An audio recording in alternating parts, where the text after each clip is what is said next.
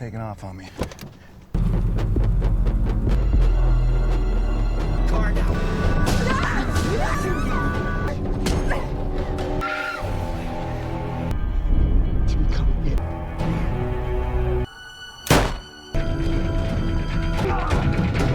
The movie begins with William Duncan and his wife, Jen, celebrating the birthday of their only daughter, Kat. During the cozy dinner, William shows his deep love and affection for her. The girl says she wants to focus on playing softball, even though her parents hope she will study law. At the same time, the film introduces Donnie Fetter, a notorious gangster who is punishing someone who dared to mess with him. Shortly after, Donnie's two sons, Rory and Danny, arrive to meet their father. Donnie planned to turn his youngest son, Danny, into a gangster. He gave Danny the task of killing at least one person. This happened after William picked up the girl's pet hunting cat, and they stopped for tacos on the way.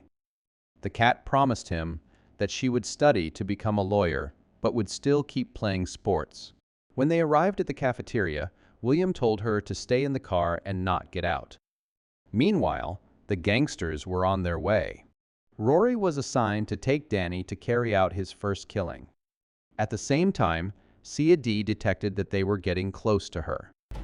She locked herself inside the car, but the group suddenly blocked her way. When she saw they were armed, she panicked and ran to find her father. However, the thugs quickly caught her. She begged for mercy, saying she had no money, but Rory coldly replied that they didn't want money, they wanted her soul.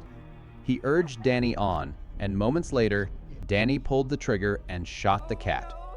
While receiving his orders, William heard gunshots ring out. The gangsters panicked and fled, and he immediately rushed outside. In front of him stood Danny, frozen in shock. William lunged forward to restrain him, but Danny fired, wounding him before running away. The police quickly arrived and arrested Danny. William called for an ambulance, and Kat was taken to the hospital. There, Jen found him, but the cat didn't make it. Later, William had to meet with the prosecutor to discuss Danny's punishment. When meeting with the prosecutor, William was informed that Danny could face 5 to 7 years in prison if he pled guilty. If he cooperated and told the truth, the sentence could be reduced to 3 years.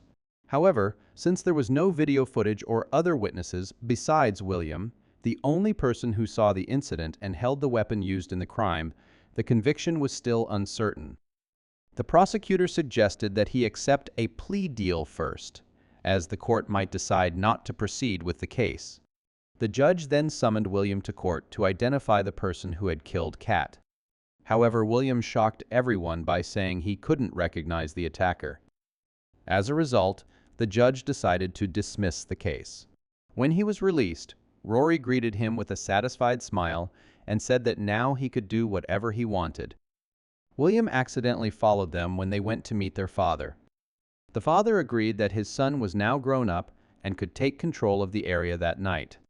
Meanwhile, William sat in his car waiting.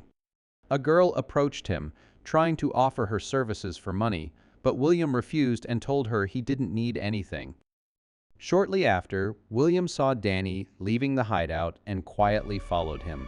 When he got the chance, he attacked and wounded Danny. Danny recognized William, but William quickly opened the car trunk, pulled out a bat, and came back.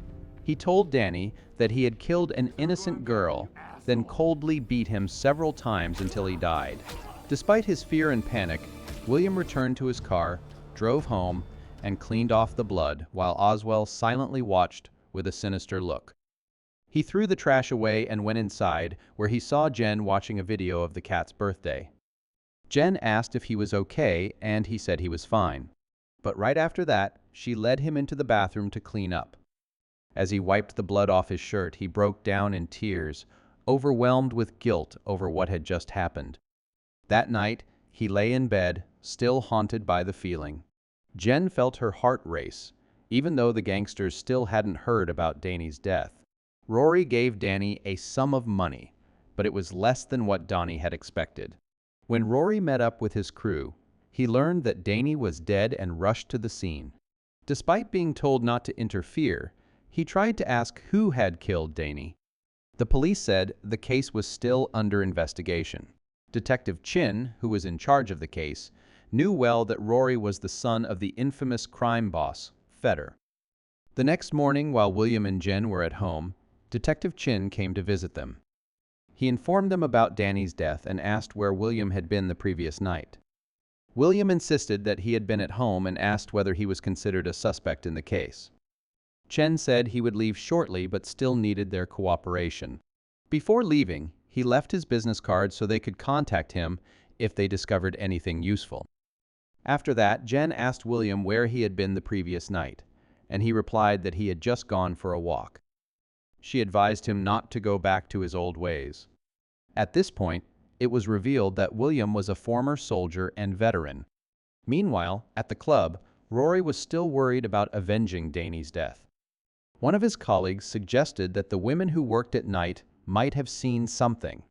When they asked around, the woman who had approached William earlier said she had seen a man show up that night. After describing him and saying he didn't seem like the kind of person who would frequent such places, Rory took out his phone and showed her a photo of William. When she confirmed that he was indeed the man she had seen, Rory realized that William had avenged the cat's death. He then ordered his men to hunt down William the next day. While William was outside a cafe, Rory and his colleague showed up to attack him. William quickly realized what was happening and fought back. After a brief struggle, he ran away while they continued to chase him. William ran into one of them, but just as he attacked, Rory appeared and opened fire. William immediately fled. After a brief chase, they managed to shoot him. Rory approached as William lay dying. William had killed Danny, and Rory's men continued trying to take him down. Amid the chaos, William brutally killed the man and escaped. Rory chased after him, firing in his direction. When he saw police cars approaching, Rory took William's wallet and fled before the officers arrived. Later, William called Jen, telling her to lock all the windows and wait for him to explain everything. When they got home, the two of them hurried inside. Jen told William to call the detective because he was being hunted. At the crime scene, she discovered that the victim was related to Rory. Right after that, William called Detective Chin and invited him over. When he met William, Chin revealed that he knew William was connected to Danny's death since the victim belonged to the same gang as him. Christian told William that they would come after him again once he returned from Afghanistan, making William realize he had to know how to protect himself. However, he left a patrol car outside William's house to protect him. He promised to return the next day. That night, William looked up information about Donnie Fetter and discovered that he was a well-known criminal. Jen urged him to be honest with her about everything.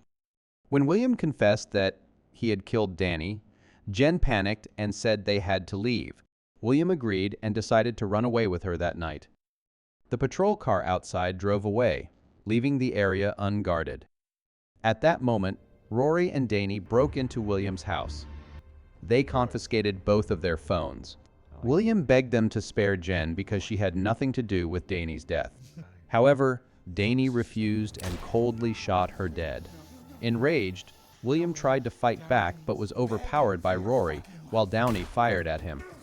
Rory walked up to William, mocked him, saying he was glad to see him dying, then fired another shot. Gravely wounded, William struggled to crawl toward the phone and dialed 911. Right after waking up in the hospital, William tried to escape, driven by his desire for revenge. However, he was quickly stopped. A while later, Chen came to visit him and said that it was a miracle William was still alive. Chen asked if he intended to take revenge, then handed him some documents that could help him conceal the fact that he was dying. In the following days, William began exercising to regain his strength. Once he was strong enough, he escaped from the hospital at night, disguised as a janitor. He went near a motel and stole a suitcase, even though a man standing nearby noticed his actions. William quickly went into a restroom to change clothes and get ready for the next morning. He went to the bank to withdraw some money so he could keep himself going. When he returned to the motel, the man who had noticed him the night before approached. The man recognized him after recalling the news report about his incident with the gang. Knowing William was in need of weapons, he offered to help and invited him up to his room. The man's name was Dante, a gun dealer who had once clashed with Rory and had lost his cousin in that conflict. He showed William a variety of weapons, and William tried each one in turn. While watching, Dante asked about William's ability to handle guns. William said he used to be a Marine. They then agreed on a price, which William accepted without bargaining. He also bought a car, drove to a deserted area, and began training to regain his shooting skills after a long time in retirement. He trained to regain his strength. When he felt strong enough, he drove back to town. Meanwhile, Rory paid Donnie less money and said that Danny had done a better job than he did. Rory blamed Donnie for Danny's death, saying he was responsible for not protecting him that night. As for William, he visited Jen's grave, then drove to the place where one of Donnie's men was staying. He quietly moved in and shot his opponent in the leg before the fight began.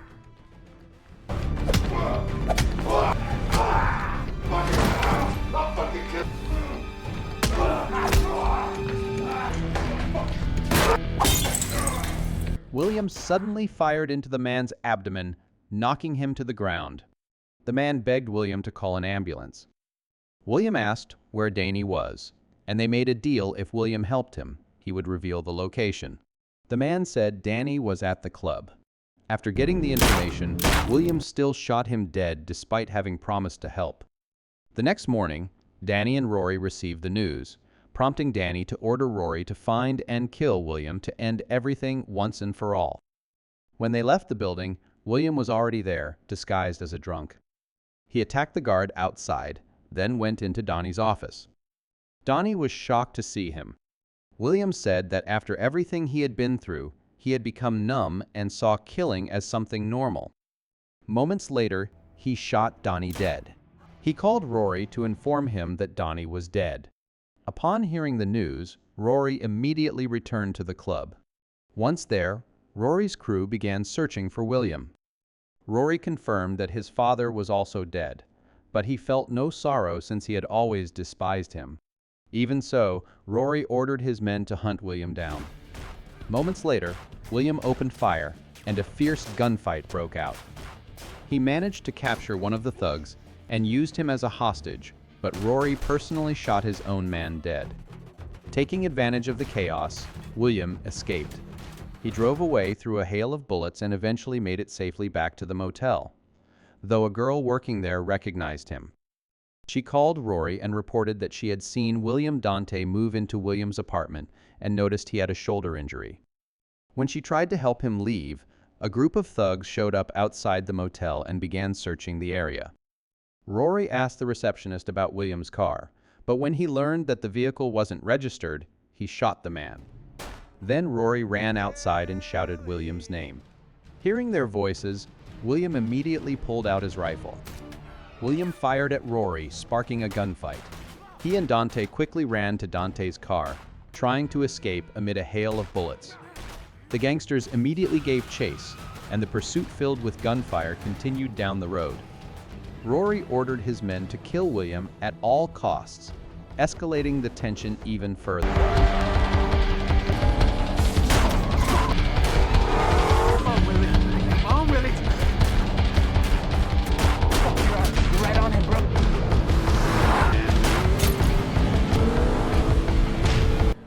Under pressure, Dante called his friend Roach for help.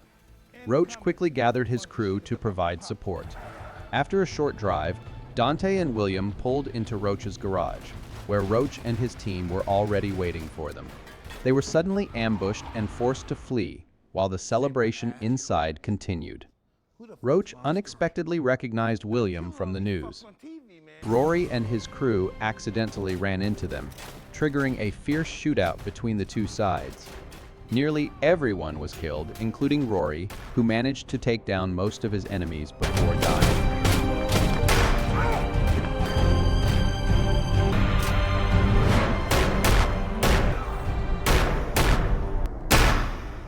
In the end, only William and one other survivor remained. The man called William out to finish him off, But just as William was about to strike, everything took an unexpected turn. He shot his opponent and sneered that it was all over, saying he'd promised to finish him off.